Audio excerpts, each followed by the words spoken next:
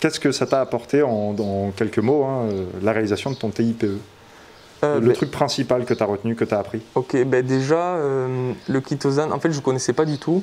Et c'est grâce à mes professeurs, du coup, que j'ai découvert mes professeurs de sup, que j'ai découvert cette alternative. Et en fait, on s'est rendu compte qu'il avait il pouvait améliorer la vie quotidienne dans plusieurs domaines.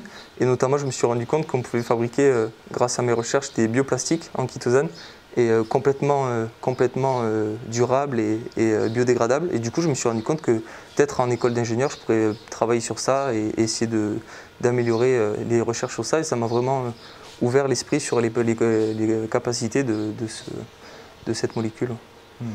Ouais, ça illustre bien le fait qu'un TIPE, c'est jamais vraiment fini. Ah oui, tout à fait. Tout à fait. Mais bon, c'est ok.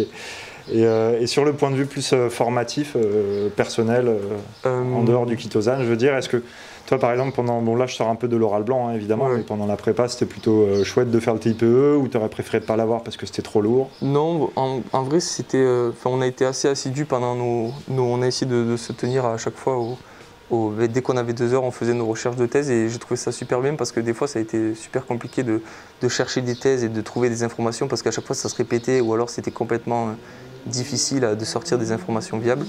Mais à force, j'ai pris plaisir à rechercher les thèses et dès que ça marchait, j'étais content. Et du coup, non, franchement, je l'ai bien vécu et je suis content pas que ce soit annulé, par exemple, cette année. Ouais, bah ça c'était frustrant l'an dernier, effectivement, avec la Covid.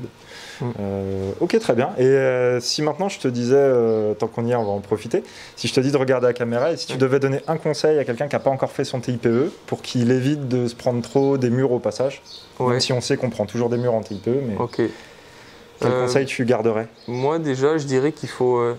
nous, par exemple, on a été en galère plusieurs fois, je dirais qu'il faut vraiment rester...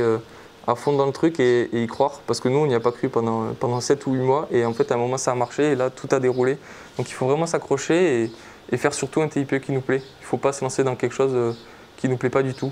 On prendra plaisir et ça se déroulera tout seul, je pense. Mais qu'est-ce qui t'a permis de débloquer la situation? Là du coup on a tout remis en question et en fait on avait tout remis en question sauf le produit.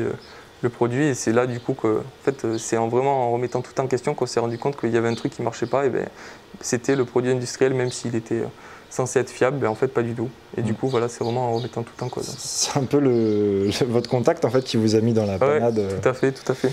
Bon, on le remercie dans la vidéo. Ok, très bien.